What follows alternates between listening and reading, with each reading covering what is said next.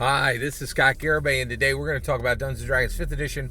We're going to talk about Sage Advice Errata. Boy, that hit like a comet, didn't it? Like every D&D commentator out there was all up on Sage Advice Errata. And I can tell you, I didn't get on it right away, because, and one of the reasons why is, oh, you know what, I'm sorry. Let me explain what we're talking about. Sage Advice Errata, and we're going to talk about D&D Beyond. All right, so huge Sage Advice Errata, really big, major changes to Dungeons & Dragons 5th Edition drops, right? So what I want to talk about today is, so first of all, this really did, it just hit like a comet, man. Like this thing just boom, like everybody was talking about it. And a lot of times, so when something hits, I want to talk about it right away. Sometimes I do, but sometimes I realize there's so much going on here. You need to wait. Just take a beat. Make sure you say this right. Make sure you understand what's happening, right? Because this Sage Advice Errata is major. They are really changing some fundamental underpinnings of Dungeons & Dragons 5th Edition, right? So today I just want to talk about D&D Beyond. So I love Dungeons & Dragons 5th Edition, and I love Wizards of the Coast. But they're like, we live in a broken world, right? Like this is not a surprise to me. I'm an evangelical Christian, right? Sin broke the world. Like we live in an imperfect world. And so no matter no matter what you love, there's going to be flaws in it. Like this is just a broken world, right? And this Sage Advice Errata, some of the things it's exposing. So one of the things is like, I don't want to down D&D Beyond, but I will tell you right now, looking at this, I can't imagine why anybody would spend $1 on one thing on D&D Beyond. And I want to be super clear. I use D&D Beyond, right? I use it when I don't have my books at hand, right? So like when I'm at church and the sermon's particularly boring and I'm like, wait a second, how many hit points does a Knoll have? Or like, I'll look it up on D&D Beyond. Now, again, because I'm a broken, sinful person, I should be paying attention to the sermon, and I usually do. Like, so, this what's happened. What Sage Advice really shows is just how broken the system is. So, first of all, you have dollars, right, and you get to choose. So, new book day in Dungeons & Dragons 5th Edition, we get new book day like once or twice every 3 months, right?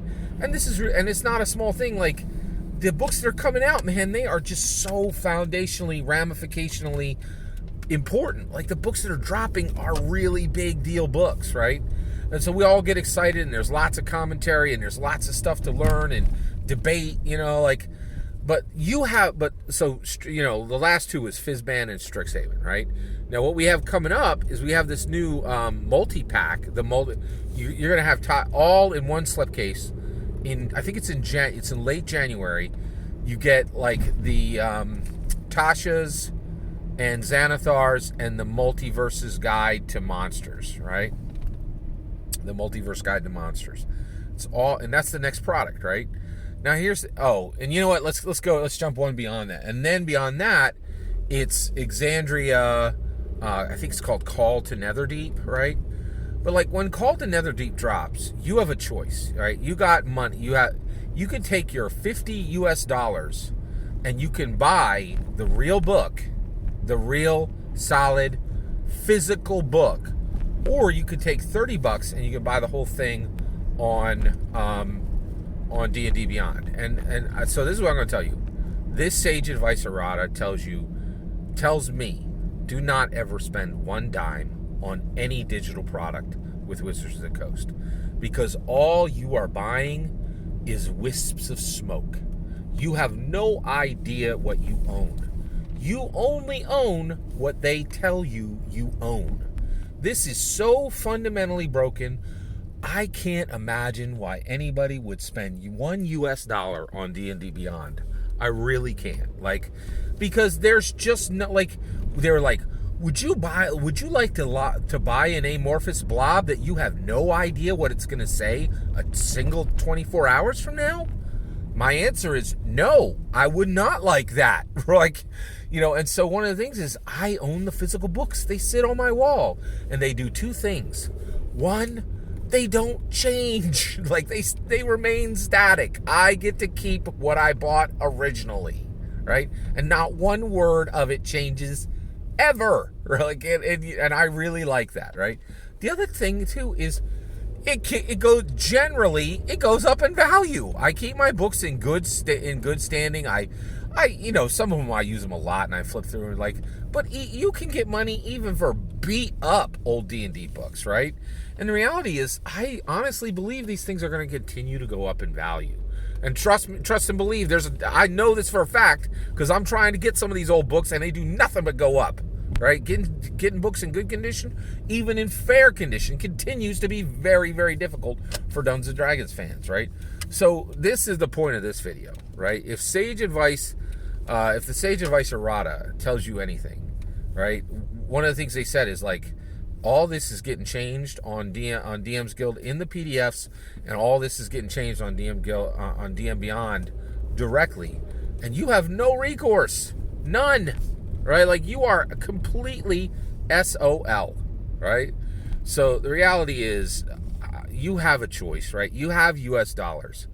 In my opinion, you should never waste a single dollar on D&D Beyond. And the reality is, and the reason why is you're so much better just putting your money into a product that you control and that will gain value generally, right? Like, I know people would question that, but the reality is, I just know you're wrong, because I try to collect third, fourth, fifth,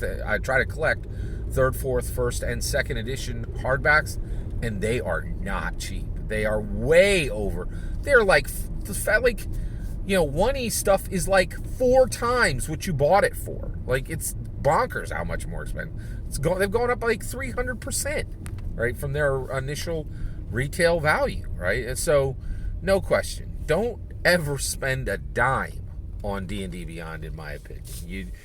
And with Sage Advice Errata, you'd have to be out of your mind, because all you're buying is a wisp of smoke. Like, like, the moment they decide it's going to change, it's just going to go away. All that's my opinion. I'd love to hear your thoughts. Are you still spending money on D&D Beyond? I don't know anybody who should or would or could. Like, and like, also the thing is, like, can you imagine what they're going to errata next? People are buying dice up on there, like, oh, this bronze casting on this die, this is insensitive, we better, make that silver. You're like, oh, I don't know, man. Like, we've reached the point of insanity. I have no idea why anyone would ever spend one single dollar on D&D Beyond. This should have been learned a long time ago by most people, but I think I still got players who are putting money down on D&D Beyond product, which I'm like, that seems crazy. All that's my opinion. I'd love to hear your thoughts. Let me know in the comments below. Please consider liking and subscribing, and have a wonderful millennium.